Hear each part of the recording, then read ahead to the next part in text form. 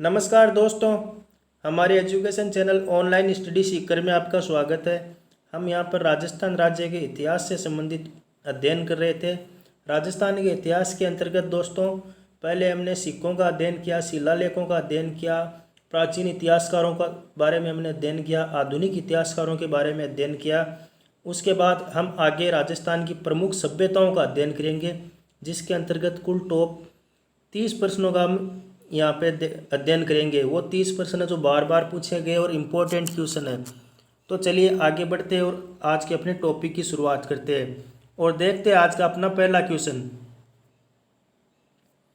आज का अपना पहला क्वेश्चन है, कालीबंगा सभ्यता के प्रथम खोजकर्ता किसे माना जाता है। कालीबंगा सभ्यता के प्रथम खोजकर्ता किसे माना जाता है, ये हमारा पहला क्वेश्चन आज का। ऑप्शन है ब्रजवासी लाल, बी बालकृष्ण थापर, सी अमलानंद घोष, डी आर.सी. अग्रवाल। तो कालीबंगा सभ्यता के प्रथम खोजकर्ता माना जाता है अमलानंद घोष को। सी ऑप्शन इस क्वेश्चन का सही जवाब होगा। चलिए देखते हैं नेक्स्ट क्वेश्चन। कालीबंगा किस भाषा का शब्द है। Option A Urdu, B Hindi, C Arabi, D Sindhi. तो कालीबंगा जिस भाषा का शब्द है वो भाषा है सिंधी।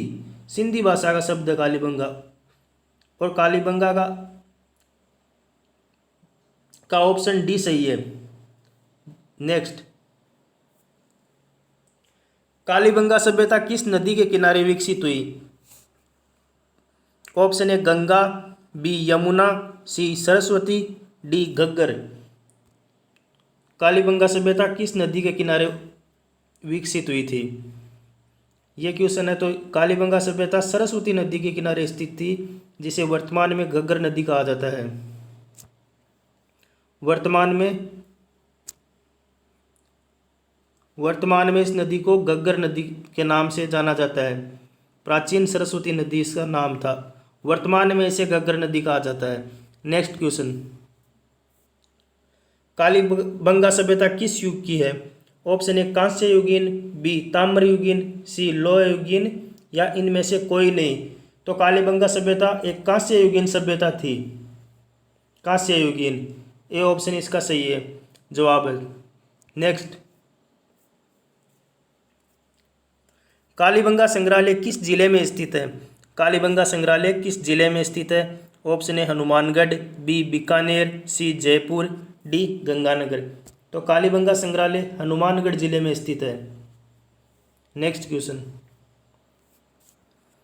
किस सभ्यता स्थल को ताम्रवती नगरी के नाम से जाना जाता है। इंपॉर्टेंट क्वेश्चन है, कई बार पूछा गया है। ताम्रवती नगरी के नाम से किस सभ्यता स्थल को जाना जाता है। ऑप्शन है कालीबंगा, बी गणेश्वर, सी आहड़, डी उदयपुर। तो ताम्रवती नगरी के नाम से जाना जाता है आहड़ को। आहड़ सभ्यता जो कि उदयपुर जिले में स्थित है। उदयपुर जिले में बनास या आयड़ नदी के किनारे यह सभ्यता विकसित हुई थी। नेक्स्ट क्वेश्चन, ताम्रयुगीन सभ्यताओं की जननी किस सभ्यता को कहा जाता है। ताम्रयुगीन सभ्यताओं की जननी किस सभ्यता को कहा जाता है। ऑप्शन है आहड़, बी कालीबंगा, सी पीलीबंगा, डी गणेश्वर। तो ताम्रयुगीन सभ्यताओं की जननी गणेश्वर सभ्यता को कहा जाता है। डी ऑप्शन इस क्वेश्चन का सही जवाब है। जबकि ताम्रवती नगरी वो आड़ सभ्यता को कहा जाता है, जो कि उदयपुर जिले में स्थित है। ताम्रयुगीन सभ्यताओं की जननी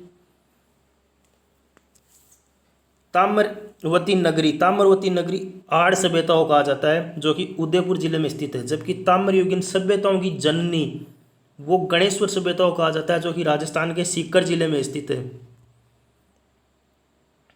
नेक्स्ट क्वेश्चन,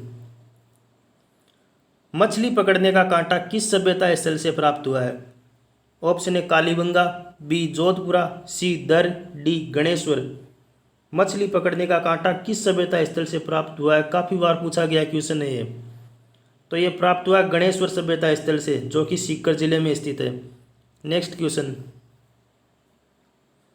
नगरी सभ्यता किस नदी के किनारे विकसित हुई थी। नगरी सभ्यता, ऑप्शन है लूणी नदी, बी साबरमती नदी, सी बनास नदी, डी बेड़स नदी। तो नगरी सभ्यता बेड़स नदी के किनारे विकसित हुई थी। बेड़स नदी, डी ऑप्शन इस क्वेश्चन का सही जवाब है। और नगरी सभ्यता राजस्थान के चित्तौड़गढ़ जिले में स्थित है। यह बात भी आपको ध्यान में रखनी है, चित्तौड़गढ़ जिले में स्थित है नगरी सभ्यता। नेक्स्ट क्वेश्चन, गणेश्वर सभ्यता का उत्खनन किसके नेतृत्व में करवाया गया?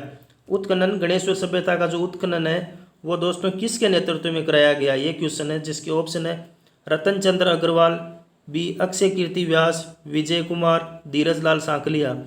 तो गणेश्वर सभ्यता का उत्खनन करवाया गया था रतन चंद्र अग्रवाल के नेतृत्व में, जिसे शॉर्ट में RC अग्रवाल भी कहा जाता है, RC अग्रवाल।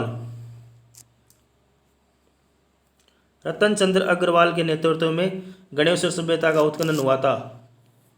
नेक्स्ट क्वेश्चन, महासतियों का टीला किस सभ्यता स्थल से संबंधित है? महासतियों का टीला का संबंध किस सभ्यता स्थल से है? तो इसका राइट आंसर है बागोर। बी ऑप्शन इस क्वेश्चन का सही जवाब है, बागोर, जो कि भीलवाड़ा जिले में स्थित है। नेक्स्ट क्वेश्चन, बागोर सभ्यता स्थल किस जिले में स्थित है? तो ये आपको मैंने पहले ही बता दिया है, बागोर सभ्यता स्थल भीलवाड़ा जिले में स्थित है। डी ऑप्शन इस क्वेश्चन का सही जवाब है। नेक्स्ट क्वेश्चन, प्राचीन भारत का टाटानगर किस सभ्यता को कहा जाता है? प्राचीन भारत का टाटानगर उपनाम से संबंधित क्वेश्चन है, काफ़ी बार पूछा गया है। प्राचीन भारत का टाटानगर किस सभ्यता स्थल को कहा जाता है? ऑप्शन है बेराट, बी जोधपुरा, सी गणेश्वर, डी रेड। तो प्राचीन भारत का टाटानगर कहा जाता है रेड को। डी ऑप्शन इस क्वेश्चन का सही जवाब है। और ये रेड सभ्यता राजस्थान के टोंक जिले में स्थित है।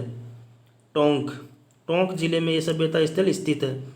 चलिए आगे बढ़ते हैं और देखते हैं आज का अगला क्वेश्चन। बाबा रामदेव जी का प्राचीनतम मंदिर किस सभ्यता स्थल से प्राप्त हुआ है? बाबा रामदेव जी का प्राचीनतम मंदिर, यह बाबा रामदेव जी से संबंधित कई क्वेश्चन पूछे जाते हैं एग्जाम में। हो सकता है वो अगला क्वेश्चन यही शामिल कर ले कि बाबा रामदेव जी का प्राचीनतम मंदिर किस सभ्यता स्थल से प्राप्त हुआ है, जिसके ऑप्शन है कालीबंगा, बी पीलीबंगा, सी रंगमहल, डी तिलवाड़ा। तो दोस्तों जो इस क्वेश्चन का सही जवाब है वो है पीलीबंगा सभ्यता। पीलीबंगा सभ्यता से राजस्थान में बाबा रामदेव जी का प्राचीनतम प्रमाण मिला है और साथ में पीपल के वृक्ष का प्रमाण भी मिला है। पीपल के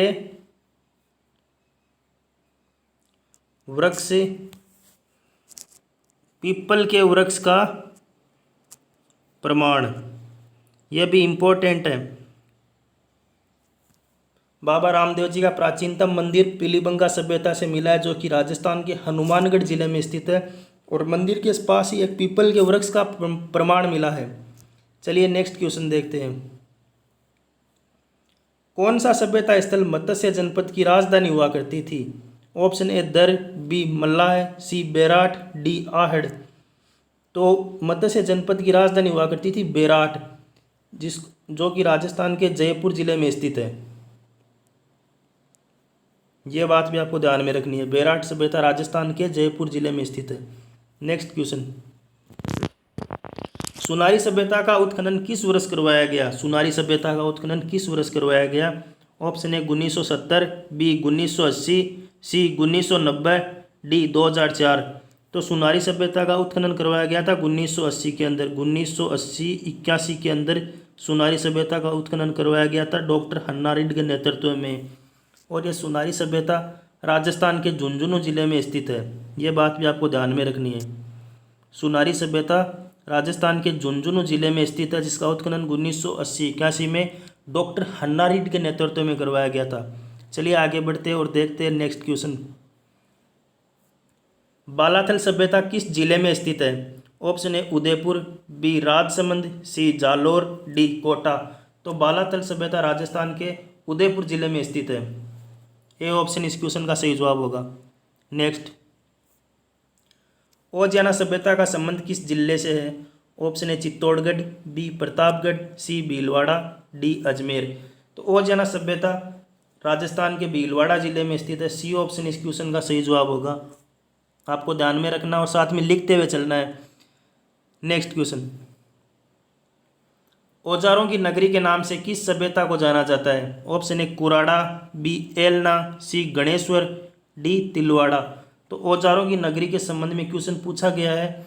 औजारों की नगरी के नाम से किस सभ्यता स्थल को जाना जाता है? तो औजारों की नगरी के नाम से कुराड़ा को जाना जाता है। कुराड़ा, जो कि राजस्थान के नागौर जिले में स्थित है। नागौर, राजस्थान। यह बात भी आपको ध्यान में रखनी है। नेक्स्ट क्वेश्चन, सर्वाधिक कब्रें किस स्थान से प्राप्त हुई है? सर्वाधिक कब्रें काफ़ी बार पूछा गया क्वेश्चन है। सर्वाधिक कब्रें किस स्थान से प्राप्त हुई है? Option A Bayana, B Kalibangan, C Ganeshwar, D Nagari. तो सर्वाधिक कब्रें बयाना से प्राप्त हुई है, बयाना से, और ये बयाना भरतपुर जिले में स्थित है, भरतपुर। एक बात और, ये बयाना मध्यकाल में नील की खेती के लिए प्रसिद्ध था, नील की खेती, नील की खेती के लिए बयाना प्रसिद्ध था। और सर्वाधिक कब्रें बयाना से पाई गई है। बयाना राजस्थान के भरतपुर जिले में स्थित है। चलिए आगे बढ़ते हैं और देखते हैं नेक्स्ट क्वेश्चन। सोंधी सभ्यता किस जिले में स्थित है? Option A Jaipur, B Jodhpur, C Barmer, D Bikaner. Sondhi सभ्यता किस जिले में स्थित है? तो सोंधी सभ्यता